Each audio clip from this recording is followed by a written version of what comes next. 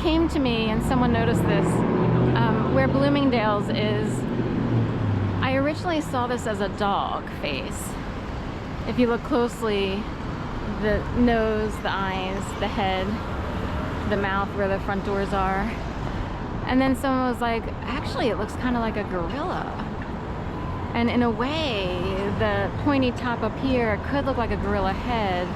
I totally get it. It looks more like a gorilla. And this entryway here at the northeast corner of 17th and Chestnut, and also the entryway on the northwest corner of 16th and Chestnut, they have the same exact entryway.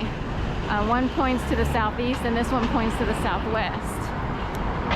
But I guess it looks more like a gorilla than a dog, but I kept seeing it as a dog for some reason. Now I see it as a gorilla, so we'll go with it.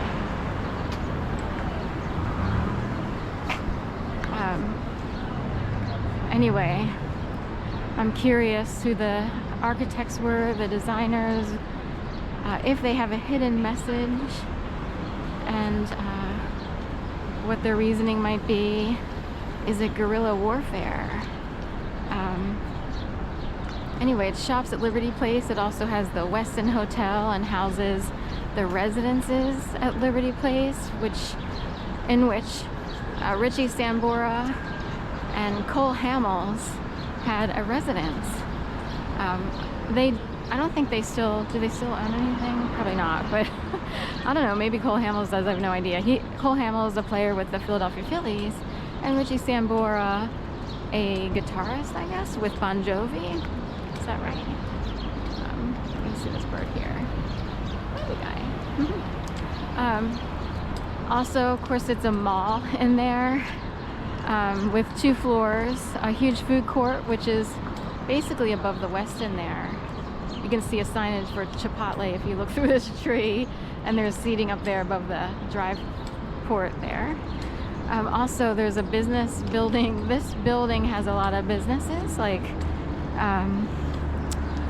I forget, not Morgan Stanley Dean Witter, or Charles Schwab, that's it. So Charles Schwab is in there. And that building used to have an observation tower. Like, it was a observatory, or I forget what the name of it was, but you could stand in line, go up there, look out over the entire city. They closed it around 2018 or so. Maybe, no wait, was it after the pandemic? The pandemic might have caused its closure. So no one does that anymore. I don't know if they're ever gonna reopen it or not. So who knows? It's still thriving though on some level. People shop there. They put a putt shack in there. It's like a miniature golf, but it's sort of like fused with a bar-like atmosphere, neon lights and everything. And the food court has a lot of great options. You know, Annie Ann's Pretzel is up there. Orange Theory is up there, which is a workout, you know, it's a specialized gym, so like you sign up for special times to go in there. It's not like a totally normal gym, so it's kind of got a special format, if you will. Do we want market or do we want orange?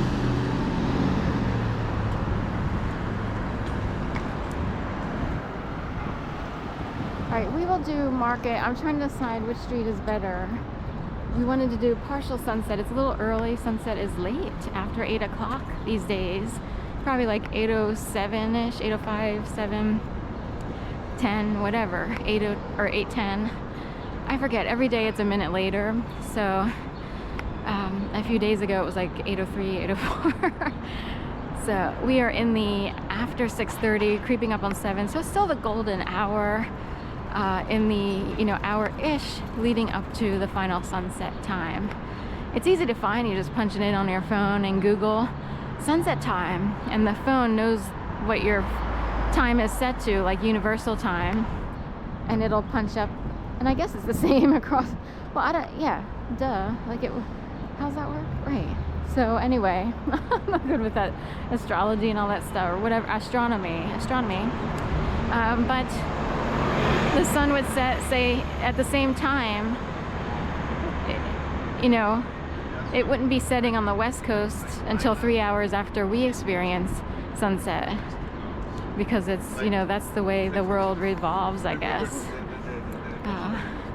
Because I was like, wait, if we experience a sunset, but in California, they're still at they're still at whatever, 3:30 right now, or close to 4 o'clock, depending on what time it is. And the sun doesn't go down for them until the same time, 8 o'clock, but Pacific time. So anyway, in your phone, just punch in sunset time, and it'll tell you regardless of which coast you're on or which time zone you're in. It should be the same time, like 10 after 8 or thereabouts. The longest day will of course be June 21st, so a month and 1 week away. So 5 weeks from now will be the longest day, summer solstice, and then we can begin the countdown back to shorter days. So we just have to put up with everything till, you know, June 21st. Hopefully it doesn't get too hot or anything. So yeah. And right, from June 21st, like another month of feeling like forever until the sun sets. And then in August we'll see a slow turning of the clock-ish, and all of a sudden there's a light at the end of the tunnel because it's darker in the morning and darker sooner at night. And then all of a sudden it'll be September. But here we are, first week of May, coming to a close, entering the mid section of May, and then Memorial Weekend. The lucky souls will have a date with destiny at the beach. So it's been a long time since I've been to the beach or done anything on Memorial Weekend, you know, like that. It can be quite expensive, and the best we can